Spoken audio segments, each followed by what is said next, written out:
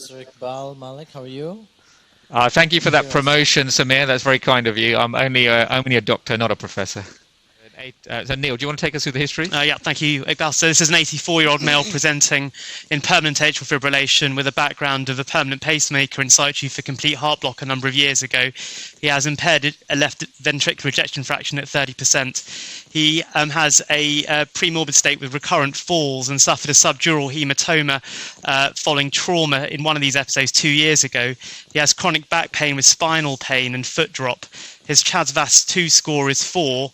And his has-bled score is 3. And we're going to go over to Nilesh Nilesh Sutaria to have a look at the echocardiogram. So I've got the appendage in view, and this chap's got quite a poor ventricle. And there was a lot of spontaneous contrast, and I spent a bit of time just making sure there wasn't any organised clot in this appendage, which I don't think there is. And we've got this single lobe windsock appearance. And I'm getting measurements of about 22 millimeters. You can see here on the X-plane we can look at orthogonal views, and on the 3D it looks like a fairly circular orifice. Again, if I just show you perhaps one of my measurements at the level of the circumflex, about 22 millimeters. We've already crossed the interatrial septum, used X-plane 2D really to make sure that we're at the fossa, we're away from the aorta, and that needle went across quite easily. So the transeptal is fairly straightforward. There's a lot of metalwork in the right atrium because the patient's got pacing system in. And so that's where we are at the moment. Okay, so let me switch over to the fluoroscopy images. I've used a technique that Jaywin Parker's taught me, which is to just go directly with the 14 French durable sheath into the SVC and draw it down. That's the appendage picture. If we go to the starting pictures, please, Anna. Okay, there we are. So the sheath is going up in the SVC. Carry on. Okay, and then we're going to pull down onto the intraatrial septum next. And next. Okay, so it's drawing downwards next. In fact, the standard shape of the 98 centimeter BRK needle didn't really get to the right part of the septum. I was a bit nervous I hadn't got to the fossa, so I reshaped the needle. Next. Okay, and so we're about to pop through next. Thank God for that. Okay, so up into the pulmonary vein next. All right. Okay, now and there, appendage. So we're going to use an Occlutech LAAO. This is a windsock appendage. Looks very straightforward with probably any device, but we're gaining some experience with the LAAO. It's a lovely soft device, and so we're going to pop that one in. But let me tell you about this case. I think hopefully you've seen the slides. He's an 84-year-old gentleman who's unable to take anticoagulation because of a brain bleed.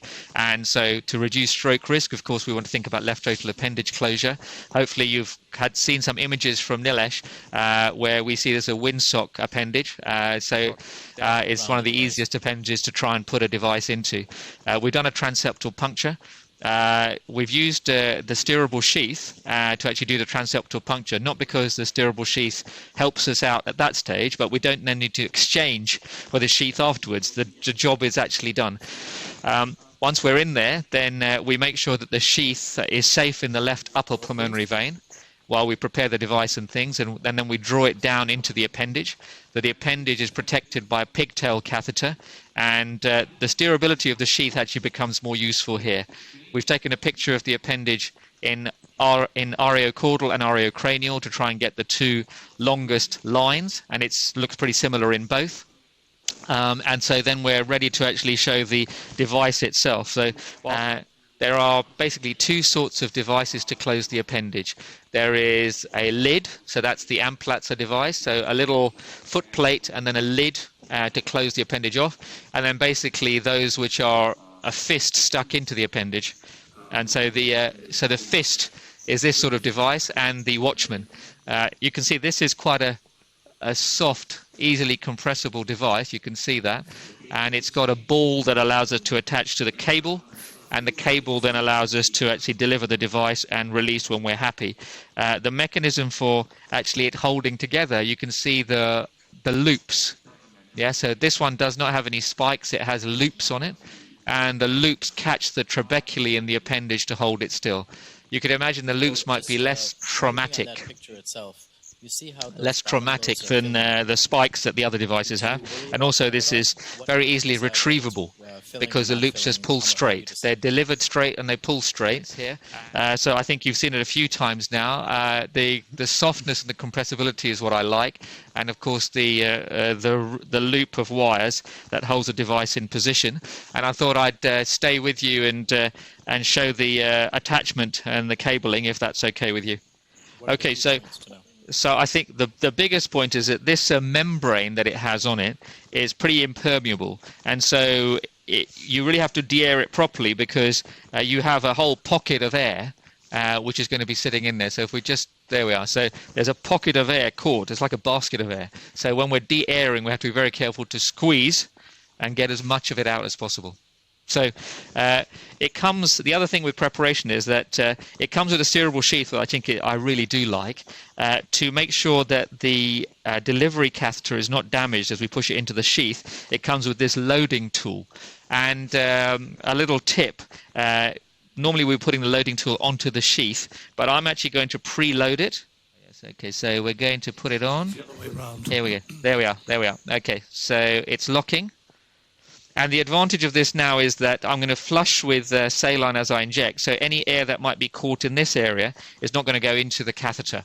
So once we've got this through, okay, so we're going to attach up, and now, like other Occlutech devices, it's got a pair of forceps on.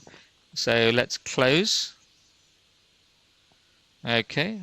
And that's nicely caught. We can see it's very flexible on the tip.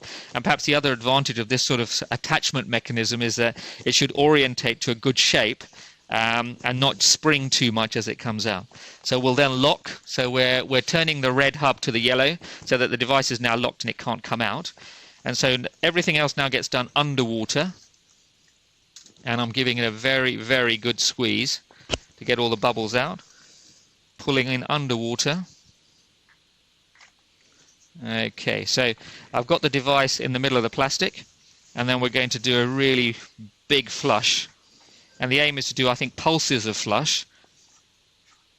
And we saw some bubbles coming out.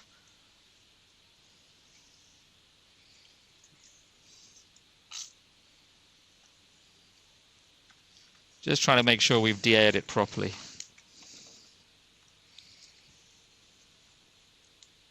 Okay, so I'm pretty comfortable we've de-aired it.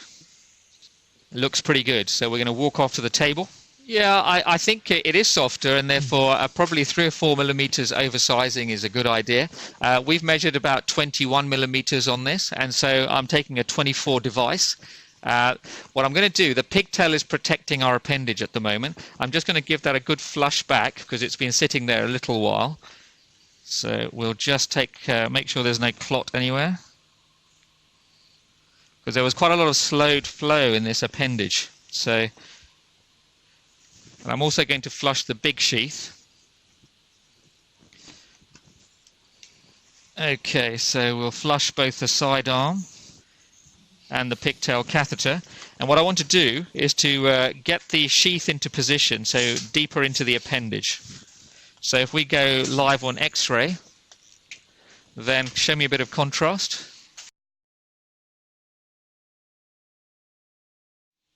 Little test again. Okay, so now we're quite deep into the appendage, and I'm happy to pull the pigtail catheter back.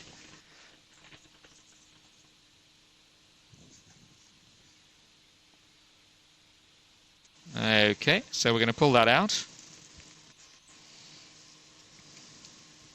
Okay, good. And so we're going to have a continuous flush as we push this in. So let's get a flush syringe on here.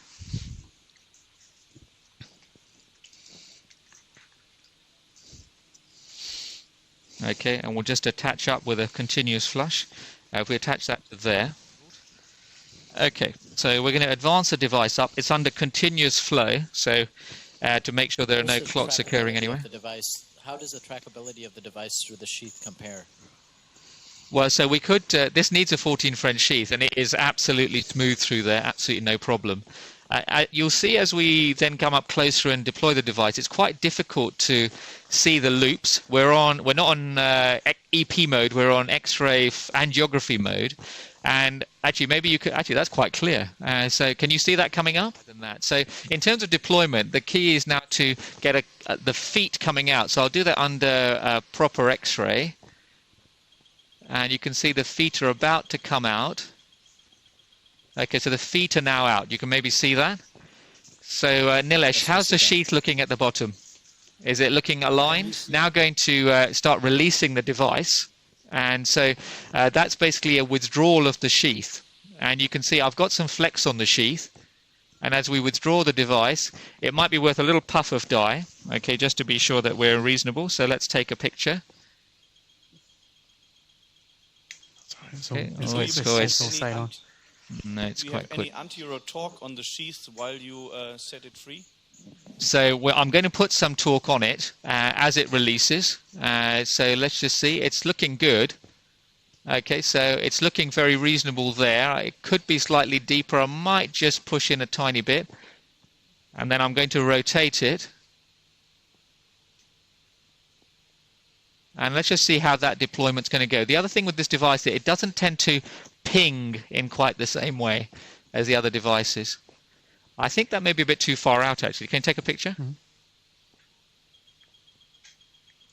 No, I think that may be all right, actually. So let's just do a deployment. So I'm just going to keep on withdrawing the sheath. No, I don't like that, actually. I think I'm not even going to try that. So we're going to just recapture it. And you can see it's very easily recapturable. Do you have and what I'm going to do is the number of times you can do a partial or a complete recapture? So the company says 3. And yeah, I think if you're trying more than 3 times, maybe there's a problem. So I've taken some of the sheath bend off. You can see it's a little bit more vertical now. And I'm going to try deployment there. I think it might be helpful if the sheath is pointing rather to 1 o'clock than to 2 o'clock to have an axis that allows nice apposition of the device. Yeah, and I've taken a bit more of the bend off. I completely agree. So this is looking a little bit more comfortable.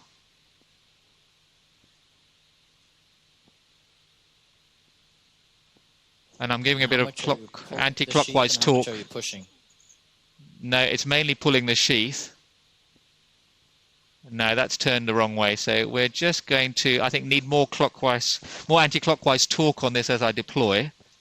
So I'll recapture. I'm going to bend it again so that I can get deeper into the appendage.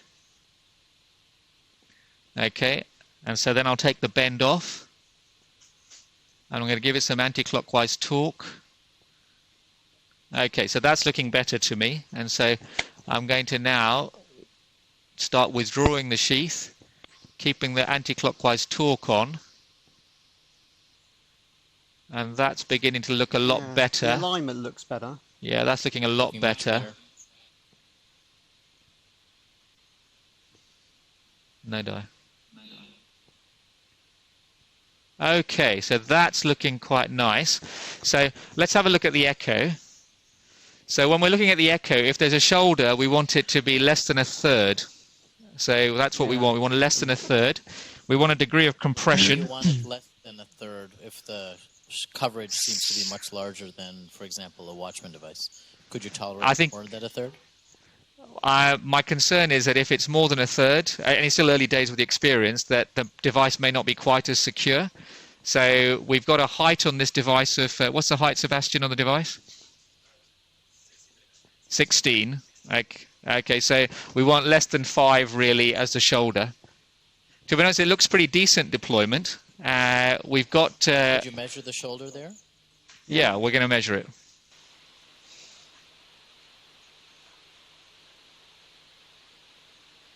Thoughts, Matt Daniels? What do you think? Let's see the measurement. I think looking at the anatomy, this is a beautiful result. There is some shoulder on the inferior aspect, and I think looking back to the transeptal puncture, it looked to me that like it was not entirely inferior, but rather a little bit more to the middle. So if the puncture might have been a little bit more inferior, maybe the inferior shoulder would be a little bit smaller now. But of course, hypothetically. Would you, yes.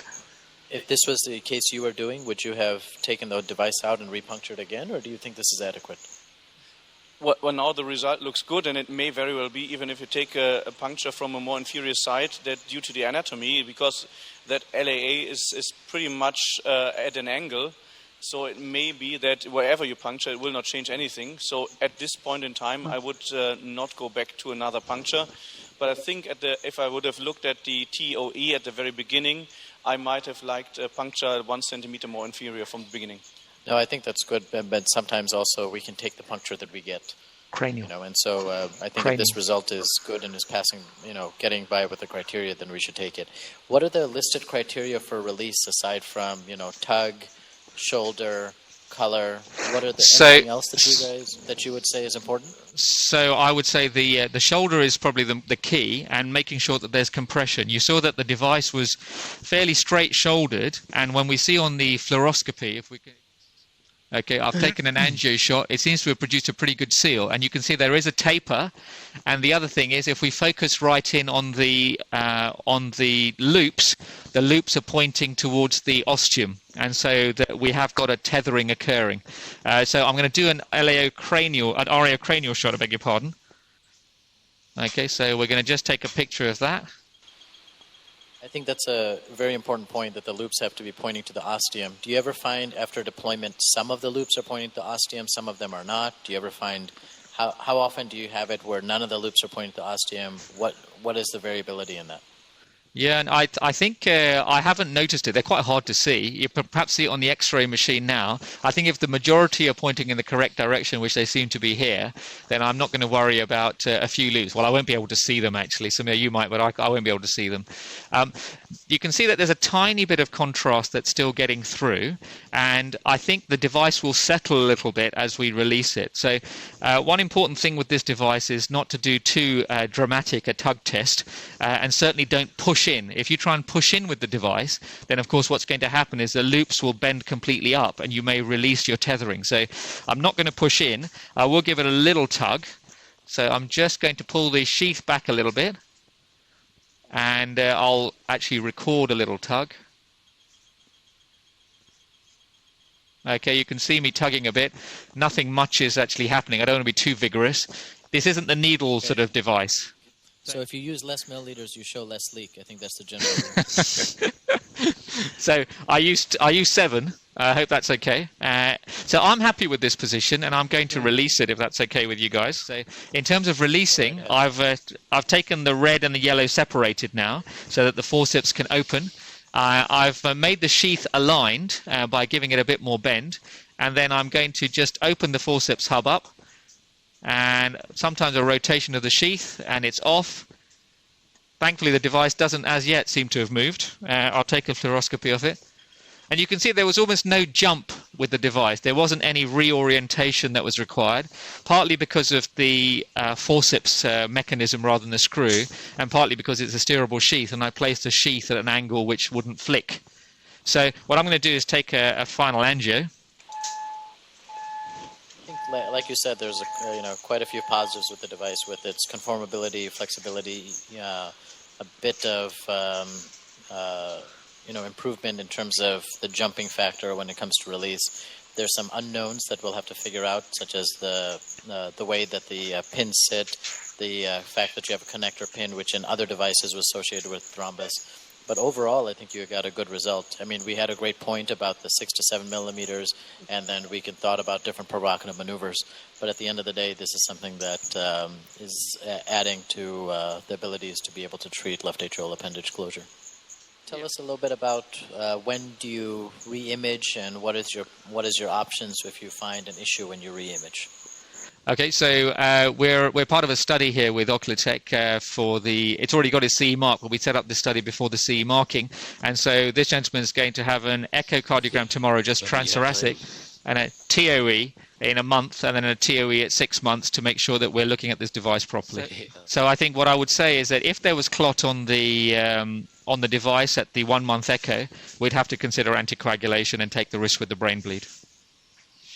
Can I show you one more angio? Because it's been a few minutes, and this device tends to settle. So, good. So I think I'm going to leave it there. I think the device in the animal studies actually settled even more at the 1 month time point. So when we repeat the echo at 1 month, we can't see color flow around anyway. There's a little contrast lag. But the animal studies suggested that this device actually settled even more as we settled it over time. So the acute 5-minute one looks similar to the original deployment, but I think that little leak at the top end is likely to disappear over time. But from our side, we want to thank you very much for a fantastic case of left atrial appendage closure. Thanks so much.